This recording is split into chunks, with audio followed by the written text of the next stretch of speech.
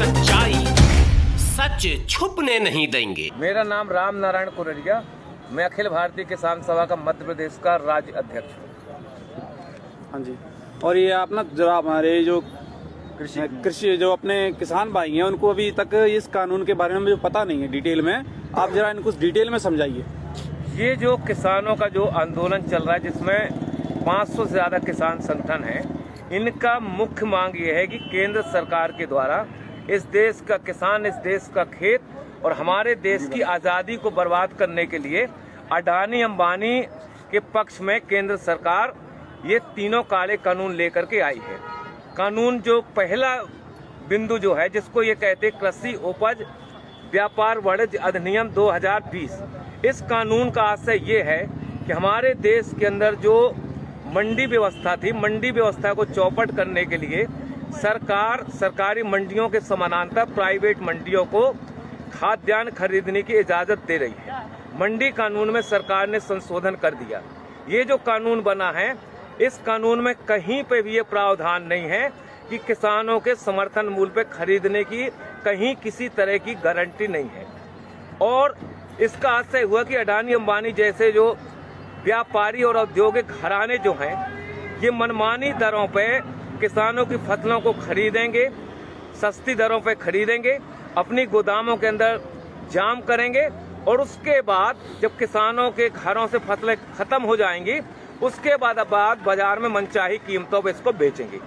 दूसरा कानून जो है, जिस कानून का इनने नाम दिया है मूल्यों का आश्वासन कृषि सेवा सशक्तिकरण संरक्षण, इस कानून का आशय ये है कि हमारे देश के अंदर जो किसान हैं और किसानों का देसी और विदेशी जो कंपनियां हैं, अडानी अंबानी, किर्लोस्कर, टाटा, बिरला, डालमिया, चरतराम, भरतराम, किर्लोस्कर जैसे जो देसी और विदेशी कंपनियां जो हैं, ये विदेशी देसी कंपनियां किसानों के साथ 10 साल का अनुबंध करेंगी और अनुबंध होने के बाद कंपनी तय करेंगी कि हमारे खेत में कौन सा बीज बोया जाएगा। बीज के साथ ये तय करेंगे कि बीज के साथ कौन सा खाद डालना है, कौन सी कीटनाशक दवा डालना है, और उसके बाद किसान अपने खेत में बीज बोने के लिए स्वतंत्र नहीं होगा। दूसरा खतरा जो इस कानून में है, वो खतरा ये है कि किसानों का कंपनियों के साथ जो अनुबंध होगा मूल्य के सवाल को लेकर के, अगर बाजार में अनुबंध से ज्यादा अगर कीमत है, उसका लाभ किसानों को नहीं मिलेगा। अगर अनुबंध के आधार पर बाजार में कीमत अगर गिर गई तो कंपनी गिरी हुई कीमत पे किसानों का भुगतान करेगी। अगर मान लो किसान अपने खेतों में जो फसल पैदा किया, कभी प्राकृतिक आपदा आ गई, ओला पड़ गया, पाला पड़ गया, कभी अति वर्षा हो गई, अगर फसल में कोई आंशिक क्षति गुणवत्ता के सवाल पे कंपनी हमारे माल को रिजेक्ट कर सकती है, खरीदने के लिए कंपनी बाध्य नहीं होगी।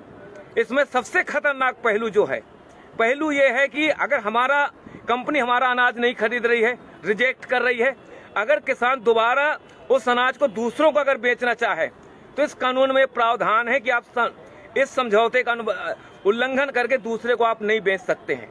इस कानून में सबसे खतरनाक पहलू जो है कि ये न्यायालयीन प्रक्रिया से बाहर कर दिया गया है। एसडीएम कलेक्टर जो है इसका निराकरण करेगा, केंद्र सरकार का प्रतिनिधि निराकरण करेगा। कंपनी और किसानों के बीच में अगर कहीं पे कोई विवाद होता है तो इसमें हाई कोर्ट, सुप्रीम कोर्ट जाने के किसानों को अधिकार नहीं दिए गए हैं। और हम और आप ये जानते हैं कि एसडीएम और कलेक्टर जो है ये राज्य और केंद्र सरकार के प्रतिनिधि होंगे। कंपनी के बड़े बड़े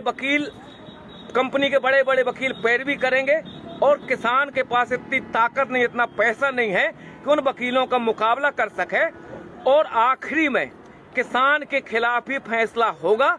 इसलिए ये कानून ठेका खेती वाला जो कानून है, खतरनाक कानून है। इस कानून से हमारे देश की खाद्यान्न सुरक्षा खतरे में पड़ेगी।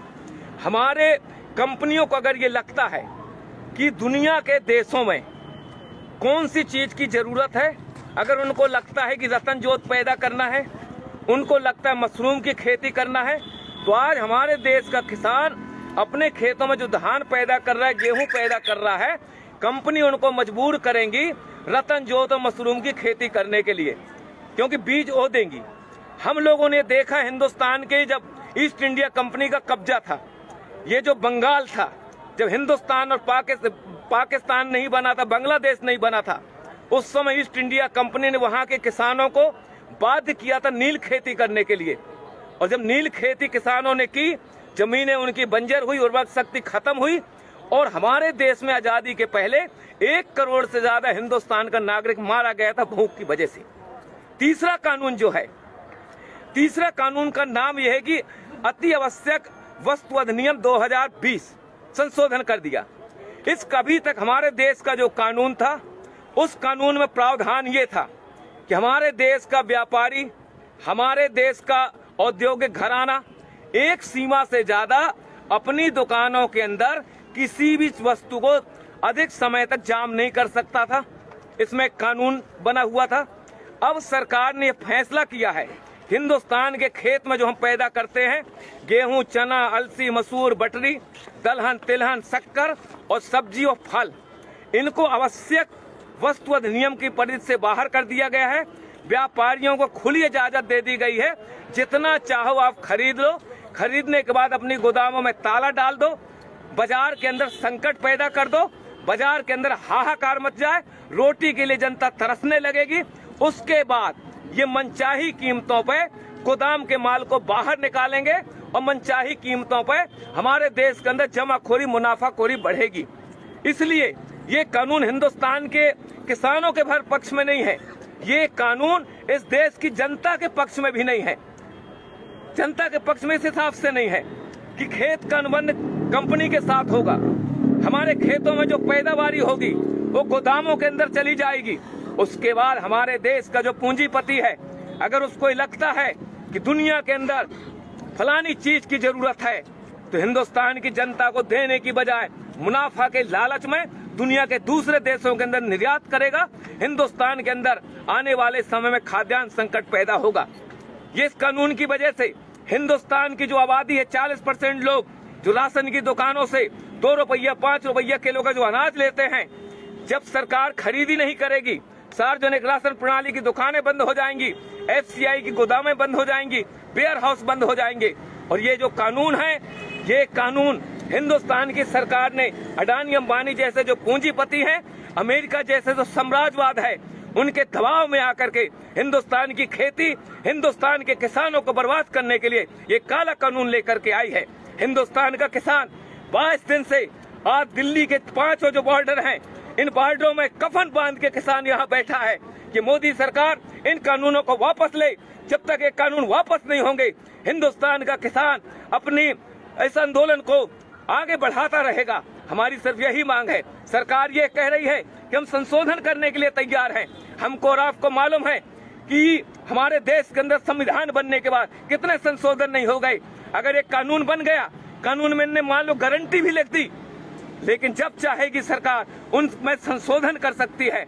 इसलिए सिर्फ एक ही रास्ता है, हिंदुस्तान के किसानों को मौत से अगर बचाना है, देश की आजादी को अगर बचाना है, तो ये जो काले कानून है, ये काले कानून वापस होना चाहिए। इस सवाल को लेकर के हम लड़ रहे हैं। और आखिरी हम किसान संगठनों की तरफ से विश्वास दिलाना चाहते हैं, वो बहादुर 30 किसान जिन्होंने अपनी शहादत दी है, वो भी किसी के बाप है, वो भी किसी के पति हैं, किसी के भाई हैं, किसी के सुहाग हैं।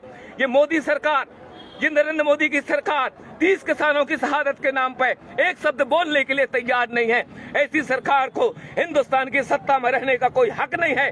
हम किसान भाइयों से गुजारिश करना चाहते हैं, ईंट का जवाब पत्थर से दो, किसान को बचाओ, देश को बचाओ। यही हमारे आंदोलन का मकसद है।